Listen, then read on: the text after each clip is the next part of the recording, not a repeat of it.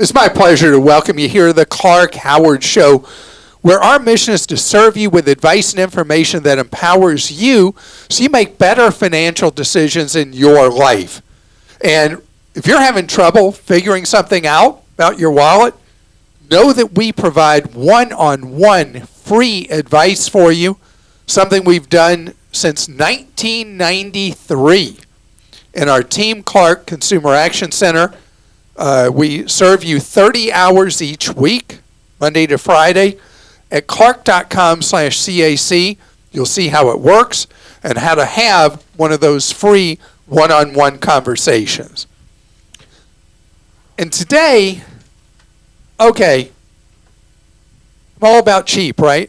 But there's one thing I recommend you do spend money on, and that's you, in a particular way that I'm going to explain straight ahead.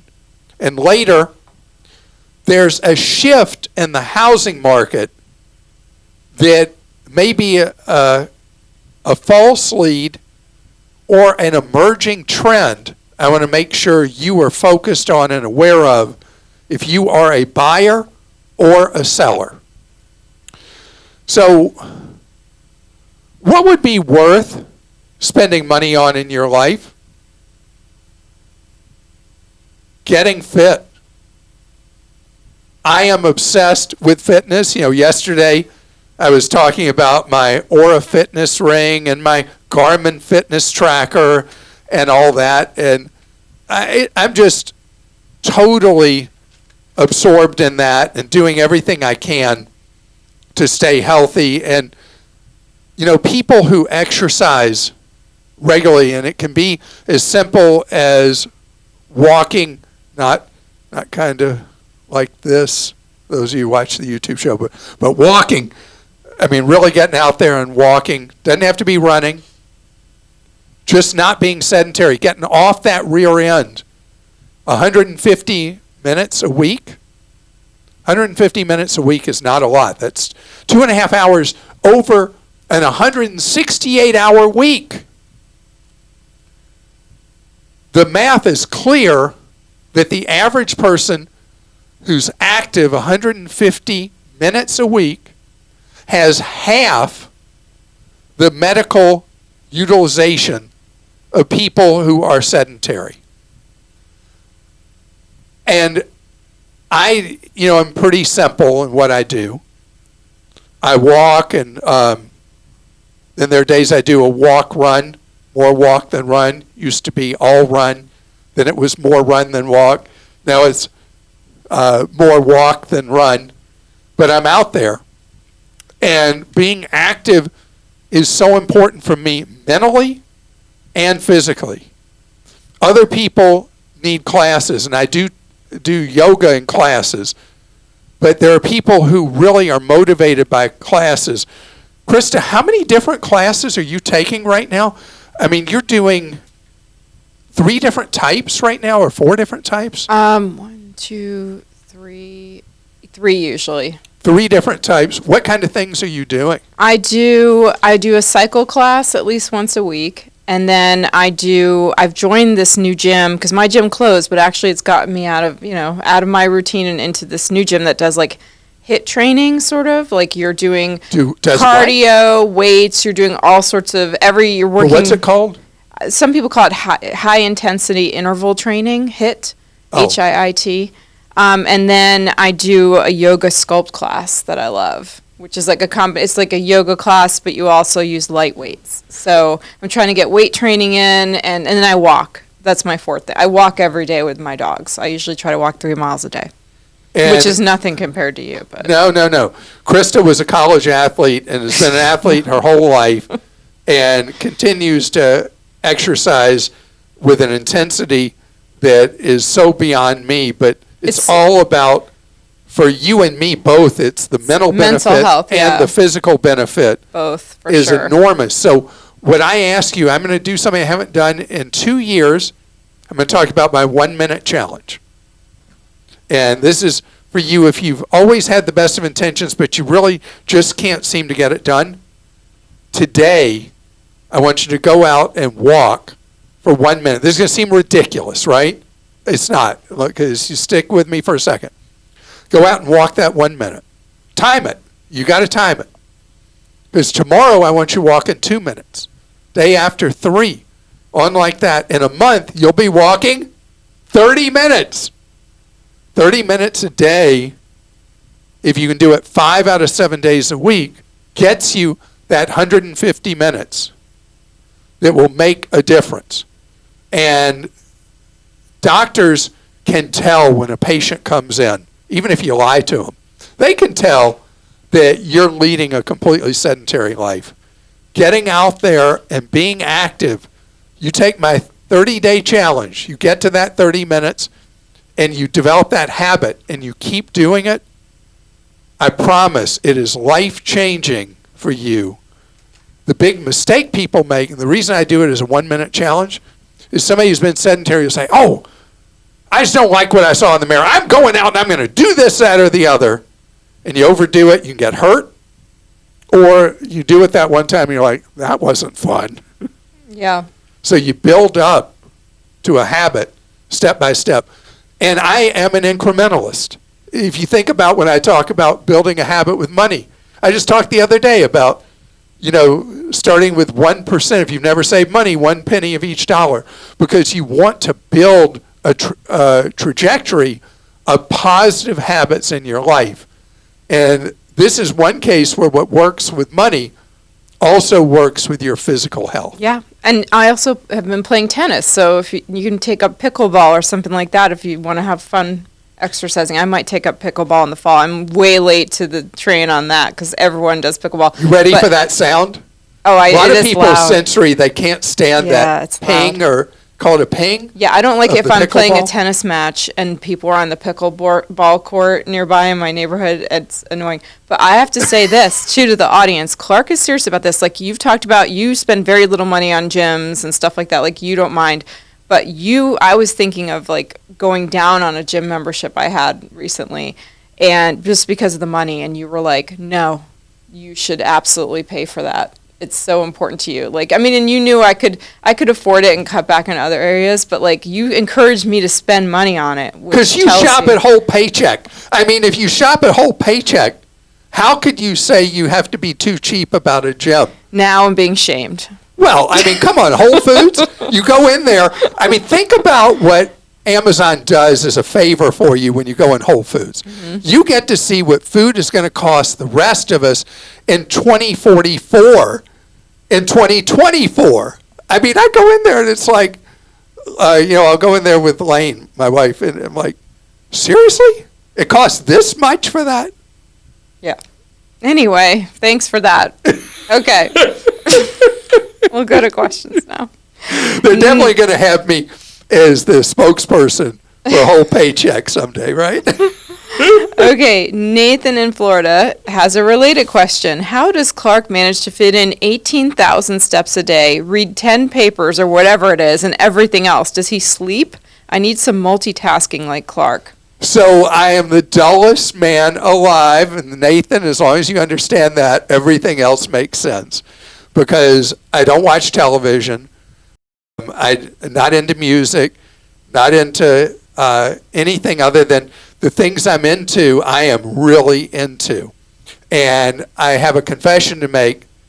Yesterday, I only made 11,000 some odd steps. Wow. It's an embarrassment to humanity. I remember sorry, go ahead. Go ahead. I remember when you had an elliptical in your old house, and I'd walk down and see, like, you'd have, like, 20 newspapers. Like, 10 is definitely way too few, because Nathan has, it's like 40 publications a day. Like, he's checking all over. And they used to be actual, my hands would be, after I'd be on the elliptical, because I would rotate machines, and I would do the elliptical 30 minutes if I did another machine that same day. And if I only did the elliptical, I did 60 minutes on it. And by the time I was off the machine, my fingers were coated in black ink. Yeah, so you were multitasking.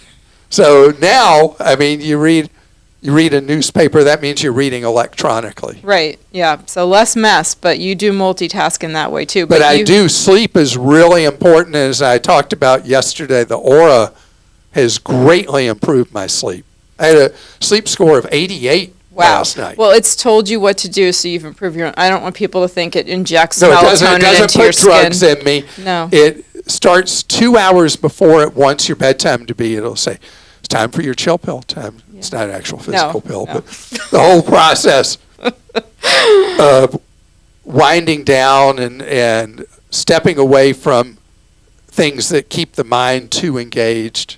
You know, as we talked about supplements the other day, too. Was that yesterday? No, 2 days ago, I think we talked about supplements. Aura should start. I bet you that's their next step. They'll start selling an Aura pill. Like, time to take your Aura pill. Like, it's time to go to bed. I know. All right. Sorry. Let's go to some more questions. This is from Ricky in Delaware. Should I get the protection plans that the water company offers me? It offers the water line coming into my house for $5.99 a month and covers a maximum of $5,000, and or the sewer line protection plan for $11.50 a month, which covers a maximum of $8,000. So what we're dealing with here is homeowners insurers are repeatedly covering less things than they used to and excluding more and more things. And the water service line started being excluded in the 1990s because of a failed water service line, and in the worst cases, it was installed as the water line in the house called polybutylene pipe. And that was in the early days of traditional homeowners insurers saying, we don't cover this, we don't cover this, we don't cover this, we don't cover that. And so when you have a problem in your home, sewage backup, your homeowner's insurer may not cover. The water line, because of what I said happened 30 years ago, water lines generally are not covered. So you're on the hook for them. And so these various secondary specialized insurance policies I don't recommend unless you really, truly live paycheck to paycheck, because the risk of one of these things actually happening in your life is very, very low, and it's why I'm always about broad insurance, not narrow, very specific insurance. It's like why you'll hear me say when people say, why shouldn't I take out this accidental death and disability policy?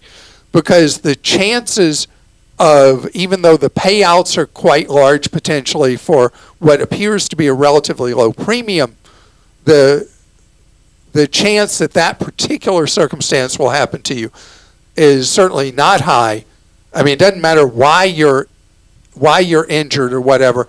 You want to know that you've got coverage holistically, not just for a very specific circumstance.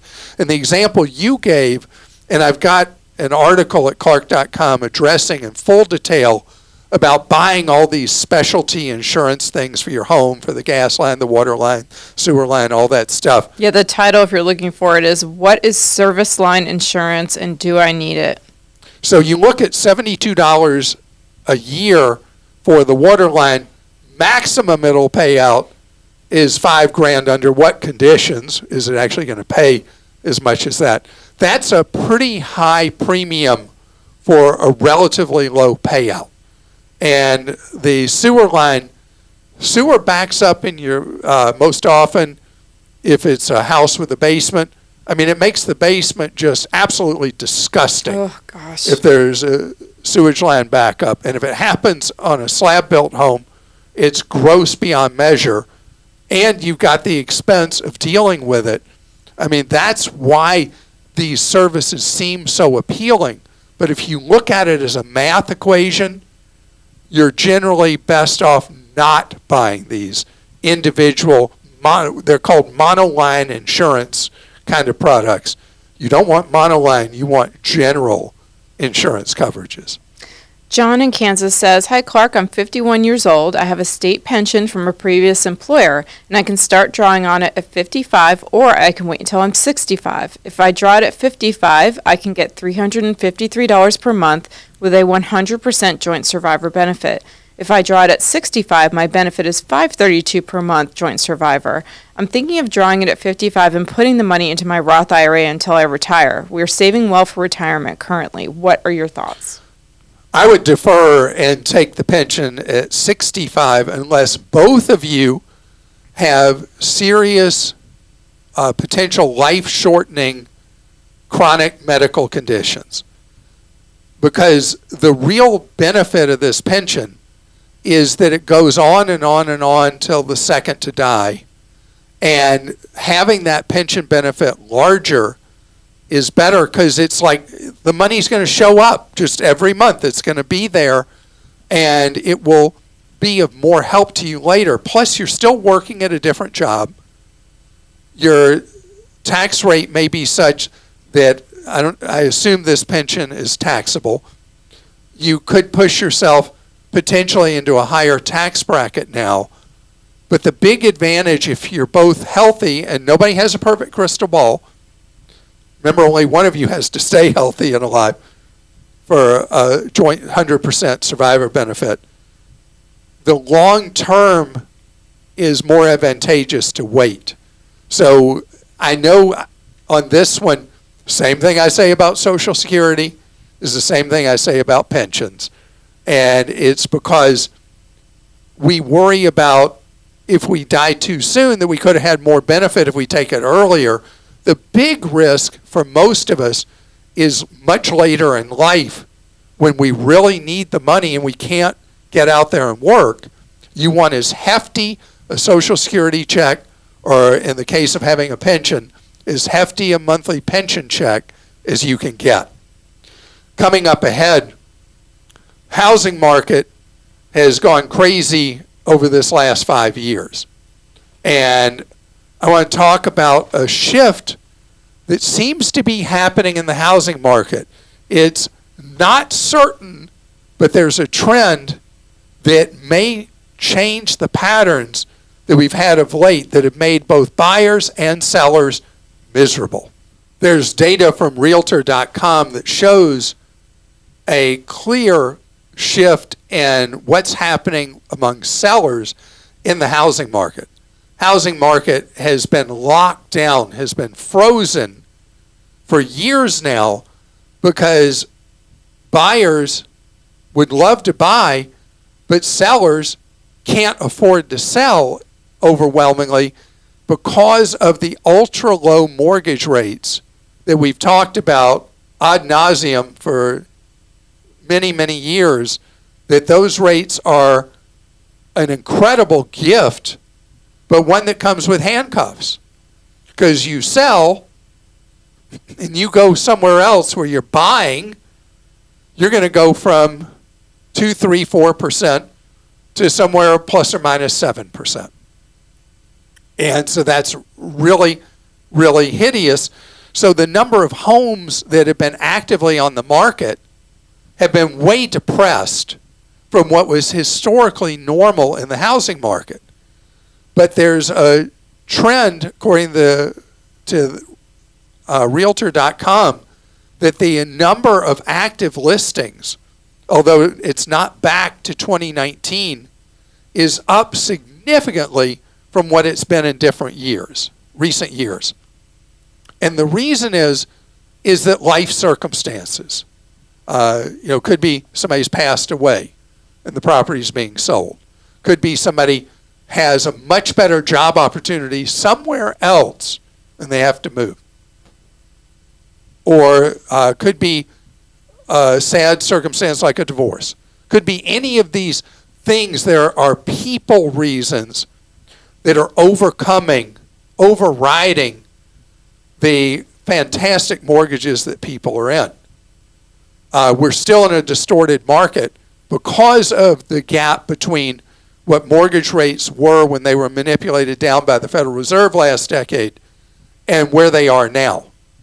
But the market is seeing certain trends. One, people price based on an emotional thing of what the story was they've heard from neighbors of, can you believe so-and-so got this, that, or the other for their house?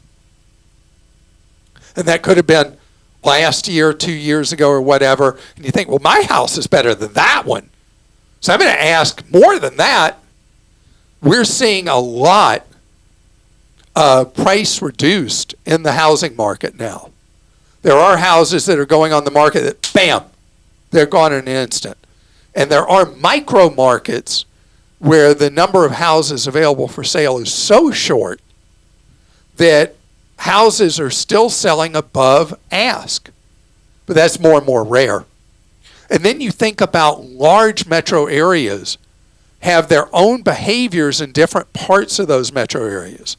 You think about what I guess is the fourth largest housing market in the United States, the San Francisco Bay Area, East Bay, San Francisco, North and Marin County and all that, that there are parts of the market that are seeing very large price cuts, while other micro markets are being bid up beyond ask. But the general feel in the market is prices are softening and inventory is rising. Now, inventory is rising more in one state than any other. Christa, I've had you in a soundproof booth. You can't see this. I think I know what it is, though, because I think we've talked about it a little. What state is having more inventory than any other? Florida. That's right. Because of the insurance issue. Right. Mm-hmm. Yeah, I mean, it's crazy. Florida has a 64% increase in inventory on the market, and a lot of things selling for substantially less than they were just a few years ago because the insurance market is so broken. And then the condo market, because of that tragic collapse of that condominium building in South Florida, led to a new state law that's requiring condos in Florida. I was a condo owner in Florida for 15 years. And we were able, as a condo association, to waive reserves every year. The state would just require a vote of the members and we'd waive reserves. Can't do that anymore.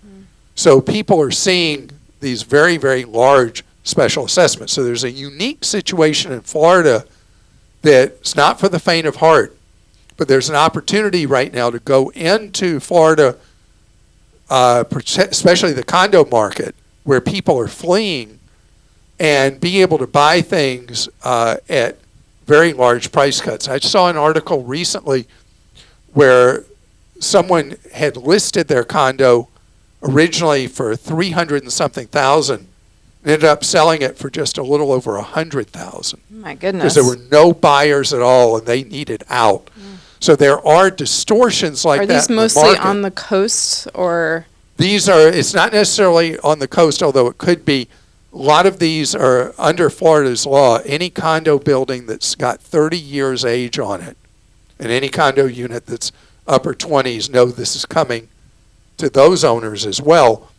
They now have to fund reserves fully for like a Soviet-style long-term plan. You know, we have to replace this, fix this, do the other.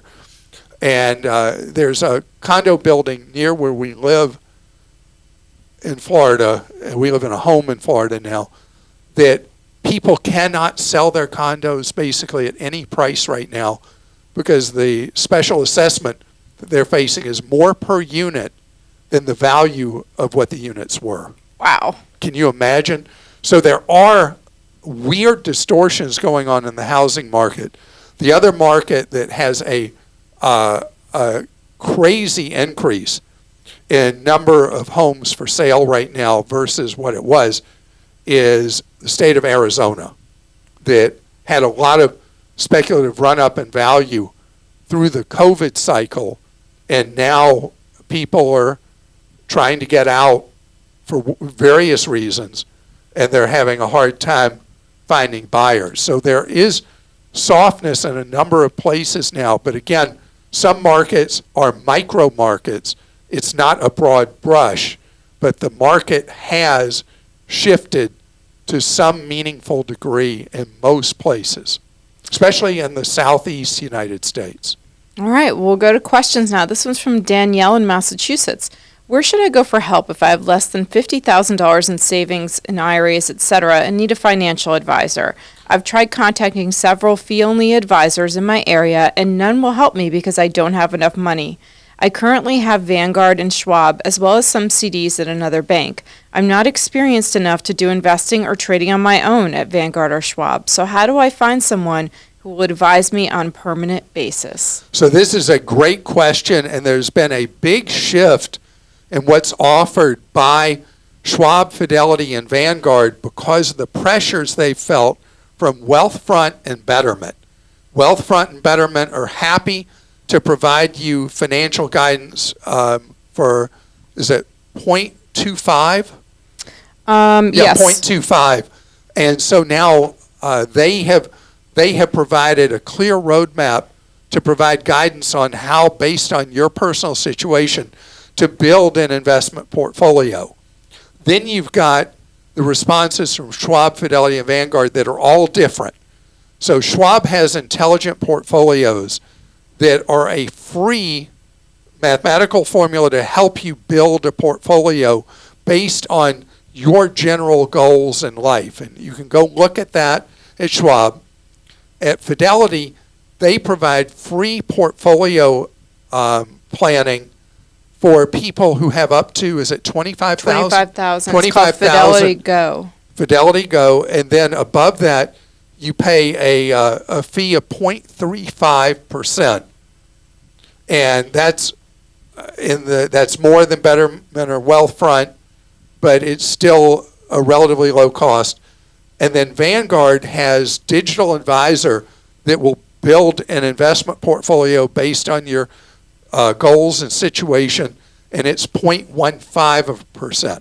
And all these organizations, and again, credit goes to Betterment and Wealthfront, and it would be great to look at what all, well, in your case, you already have Vanguard and Schwab. So let's say you look at 4 of them. Look at and see, compare intelligent portfolios at Schwab, Vanguard's digital advisor, to Wealthfront and Betterment, and see which one seems like it's answering the concerns, the questions that you have the most at your size of money that you're trying to manage and invest, and know what it should be in for the goals you hope to reach. This is from Susan in Maine. She says, when is the optimal time of year to buy a new car? So, great question. There is, over the last 5 years, there is a break in the patterns on that. There used to be certain things you'd look for, like was it best to buy a car many times in the month of December when people's focus and money was going to buying gifts for family and friends, or they were traveling and it really wasn't a car time.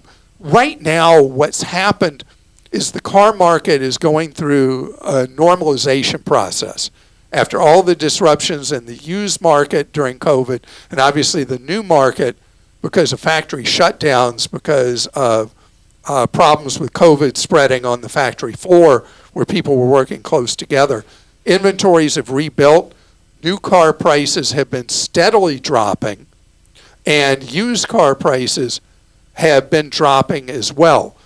Neither are back to where they were, but ironically enough, new vehicle prices are more back to where they were than used vehicle prices are. The mix of vehicles being produced now is becoming more what it should be, rather than the automaker mentality when there were such shortages. They were only stacking models with every option known to humankind and only pushing out of the factories their most expensive models, and those have been sitting on dealer lots. So they're changing the mix, and if you look at used car lots that had no product on them, they are restocking.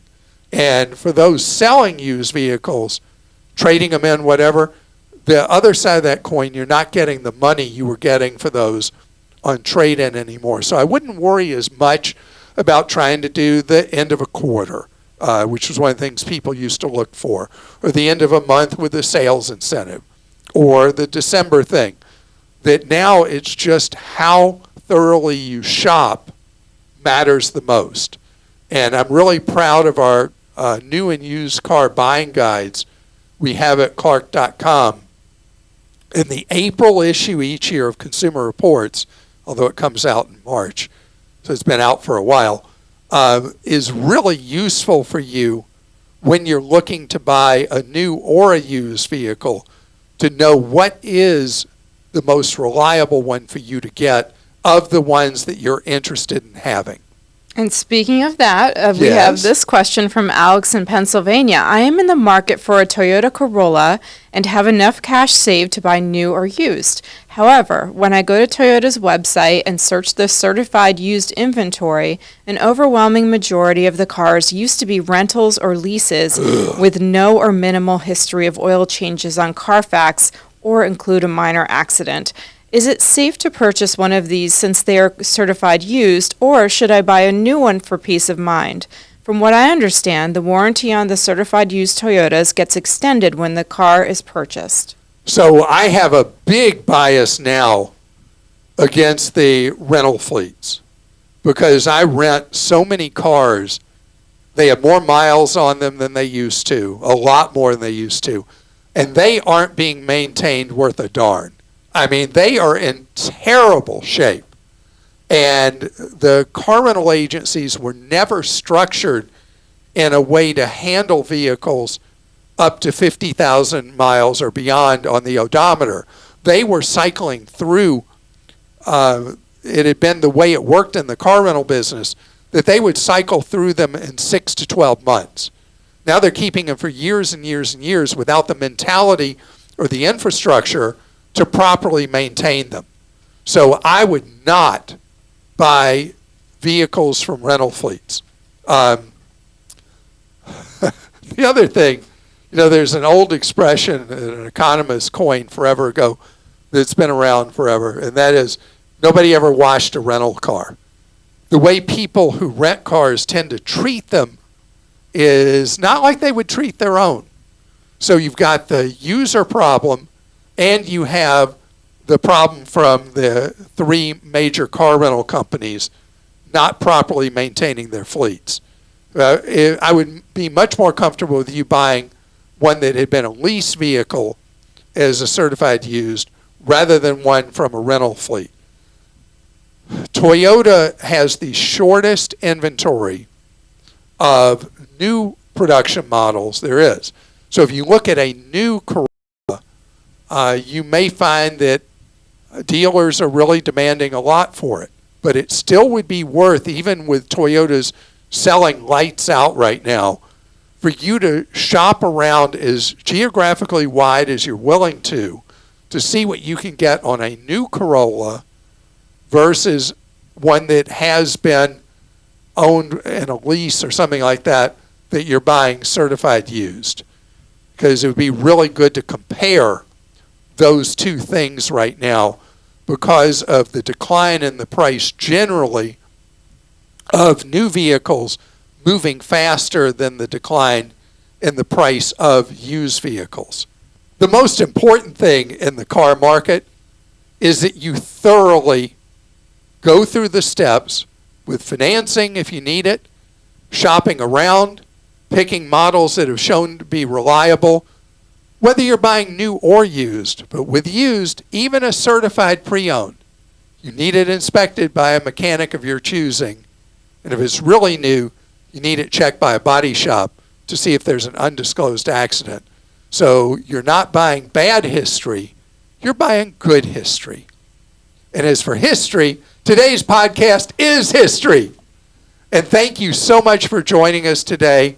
I hope you learned something today that's useful to you for your wallet or that of a family member or friend. Know what we're devoted to: you learning ways to save more, spend less, and avoid getting ripped off. We'll see you tomorrow.